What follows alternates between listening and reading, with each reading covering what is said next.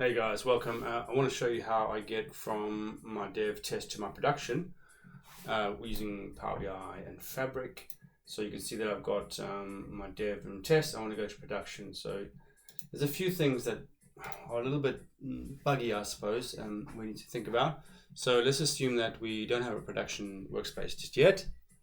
And what we're going to do is deploy this, and I'll show you the types of things you have to do as sort of housekeeping on your initial deployments, and then there's a few little manual things you have to do, and then from there it should be good to go.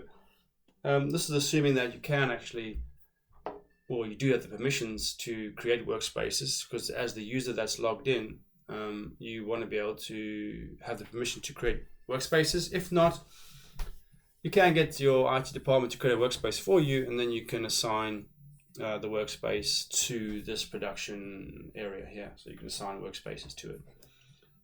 You can do that by unassigning and then assign another workspace. Okay. So that was as quick as that. Created ourselves a lake house, and there's a few housekeeping things you got to do. First of all is I like to rename my workspace. It's called production at the end. It's just copied the name of test and it's done that. So I'm just going to call this prod, and I'm just going to get rid of production at the end here. Okay, so that's done. Let's see what else settings we have here. One lake. When turned on data source through shortcut, and we're cached in one lake up to the maximum defined retention period. We might not use that. So this is like basically a copy of test and into production. And we should expect that we're not going to see any data because nothing's going to be set up initially. And the way that you set up things is by using these deployment rules. And it's important to now go into your workspace first, find out all the different IDs of things, because we want to be able to copy from a central lake, which is in another workspace, to the lake house. Almost called a lake store in your production. So we're in production, remember, and we want to go from a central lake, which is in another workspace. It's called central lake. You can call it whatever you want, into this lake house. But we need to know the ID of this lake house.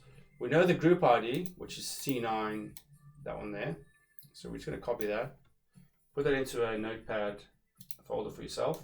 Call that the workspace ID or the group ID. And then if we actually click on the lake house itself, in the URL we'll see a ID up here. I'm just going to copy that, put that there, and then now we have that. So in here we need to have some tables. So what we're going to do is use this pipeline that comes from another workspace, and it looks at folders. So the idea about this and the concept around what I've created here is to say, let's have this one here, which is like you call it what you want, right? This is called a central lake for now, but it's only got files on it. It doesn't have any Delta tables or any other SQL tables as you want to think about it like that. It's just got files in it. So let's say we want to control our flat files here. We've got a dev folder, a test folder, and a production folder. And each one of these have got a flat file. And these have got names in them. So in production, we can see the real names of people. In test, we're seeing like fake names, okay? And we're going to want to go from these folders, and we want to go into our different workspaces. You know, in our dev workspace, this data will go. In our test workspace, this data will go. In our production workspace, this data will go. And then we're going to build a report that looks at the lake houses. So what I've done is I've created myself a Power BI report. This is very simple. I've just got the departments here and the number of people. And this is looking at the dev data. And then I've also built in row level security, but I think we might find that we're not going to go over time if we show all these different concepts. But the concept for today is just to look at how we promote this from one to the other, right? So let's go back to let's close a few of these things off. And then we're going to look at, so first of all, go to our workspace. And I've copied the ID. What I want to do now is also copy this endpoint I think it's under settings or details, the SQL connection, right? Because we're going to use a notebook to transform the data, and I'll show you what that looks like in a minute. So the idea is that we're looking at the different things we can do with Fabric, and one of them is to move data around as well as transform data. And one nice way to transform data is using notebooks. So imagine I'm coming from that central lake where it's got just flat files, and I want to move them into my lake house. I want to use this pipeline. So it's like a data factory pipeline. Problem is here, I thought that this would auto create a table called that. So at the minute in the lake house in production, it's a new lake house, so there's no data here, right? There's nothing there, and I think that this is not going to work. It'll look like it's working, but nothing will land there. So we can test it. So let's look at our parameters. I've already copied the environment, the Lakehouse ID environment from there, which is that 44, and the group ID, the workspace is C9 there, and we'll call this PRD, and then that should then copy from PRD from that central lake into destination there. I do suspect though that this is not going to work because I've tried it before and it didn't write any tables, because it's not going to auto create the tables, which is really sad. I mean, you'd hope it would auto create the table if it's not there, but that doesn't work. So that should take a few about 30 seconds or 40 seconds. If that doesn't work, what we're going to do is get rid of this dynamic content, and then I'll connect directly to the lake itself, and then we'll create a new table by clicking that new button, and then it'll be there. But let's go to there. Run succeeded, as you can see. You can't really refresh your lake house as it was. Recent runs, I haven't really seen that before. Let's see. Maybe you could do jobs. Okay, so then let's click in the lake house itself. We refresh the table, and this. Oh, there it is. So there was a bug. Obviously, last time it's a bit buggy. Fabric has got a few little bugs, so sometimes it works, sometimes it doesn't. It looks like it's created those tables now, which auto-created, which is, I have to take my words back. That definitely did auto-create those tables. So now that I've auto-created the tables, the idea is that you land them in a staging table first, and then you can do some transformations, and then you ultimately put them into the live table. So the idea behind that is to now use a notebook, and then I could do that. But at the moment, it's looking at the test workspace here, because you see there's more tables than expected. So what you got to do, the little housekeeping things, is to go back to your deployment pipelines, and then you got to set up your rules here. So when it comes from test, all this stuff, and goes to production, we want to change the connections, right? Especially in the Power BI report. And we want to be able to say, at the minute, it's coming from the test. This is the test one, because it knows that's where the test lakehouse is. And we want to put it into other, and it's going to be the lakehouse within production. Remember, I copied that SQL Server endpoint, some very long string. I'm going to copy that quickly, and I'll put it down here. So you just got to copy it. Remember, I went to Lakehouse, View Details, and I copied that server name. So I'm just going to do that. Save.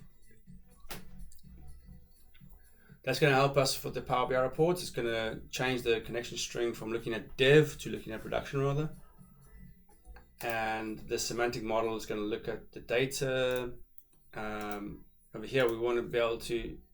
So basically, the semantic model in Power BI is going to look at production instead of test, and then it's going to show the real names as opposed to the fake names or the obfuscated names. Okay.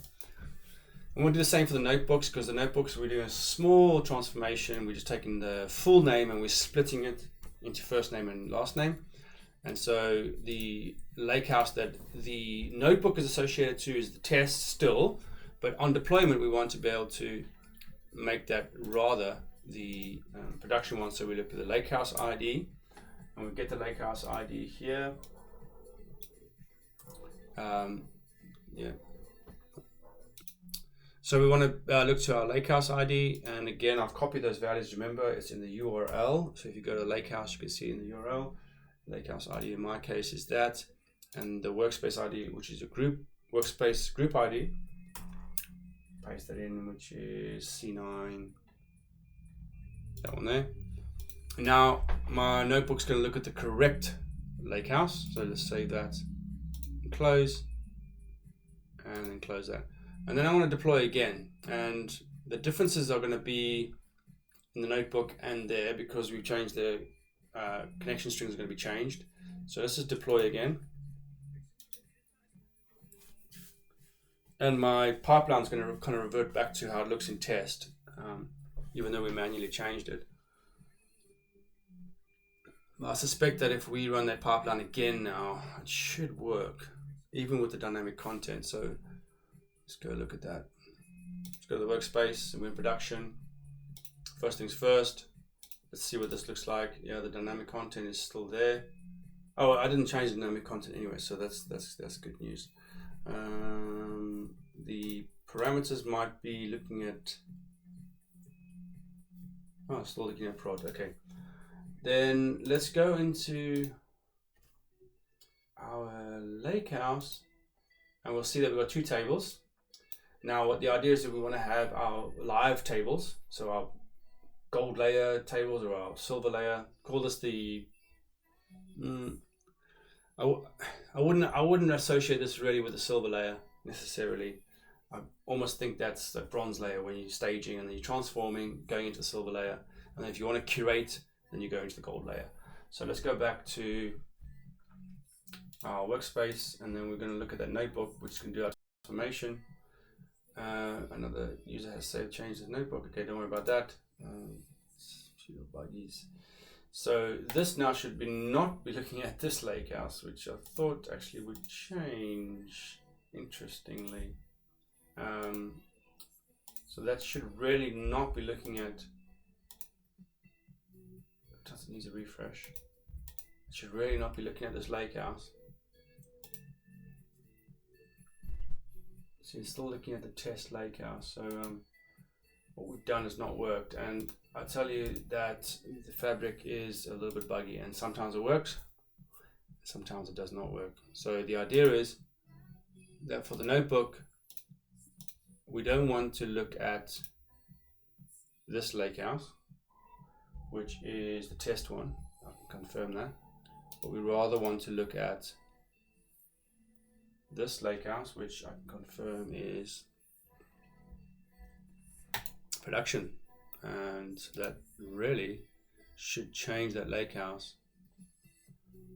And here with the same type of things, we hover over that, let that hover. You can see the end ends in 6NYHQ, which I can confirm is test, and this one ends in 23DFM, okay, which is correct. So for some reason, the deployment did not change the data source. Now Power BI report will still not be working because we haven't got the new live tables in our Lakehouse just yet. So if I try and refresh the semantic model, it should fail, come up with a little red sign there, yeah. And let's see, so let's go to, remember the server name itself is over here under view details. Just going back to our workspace again. Let's see why our notebook.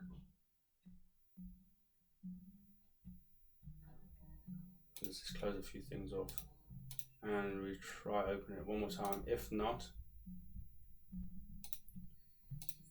we might have to log in and out again. Always does the trick. I say always. Let's go back to this loading notebook. There you go. So like I say, it's a little bit buggy. You've got to watch out for these types of things. Refresh, close off things and start them again. Now what we're going to do, this should definitely be the production one. You can see that there says production. So you can see how many little bugs Fabric has. it might end up frustrating a lot of people, so just watch out for that. So I'm going to run this now. It should start the Spark session, and then it's going to write these live tables there. So let's click on run. What's really nice about Fabric is that your Spark session takes only a few seconds to start, as compared to Databricks and Synapse, you're waiting minutes and minutes. So that should run nicely there. And so now it's getting, by the way, there's a little tip and trick here, which is this. I've never seen this before because Synapse and Databricks doesn't do this, but in Fabric you have to push tables / and whatever your table name is, and then that's the way you can read from the Delta. Instead of using, I don't like using SQL within quotes, so some people don't mind, but it's not my thing. And then I'd rather just use normal SQL using the SQL command. That should write the table there. Look, it's written. So technically we should have two new tables, that one there and that one there where I'm highlighting. And we will go back to our Lakehouse now. So if we go back to our workspace, and then again, make sure to click on refresh.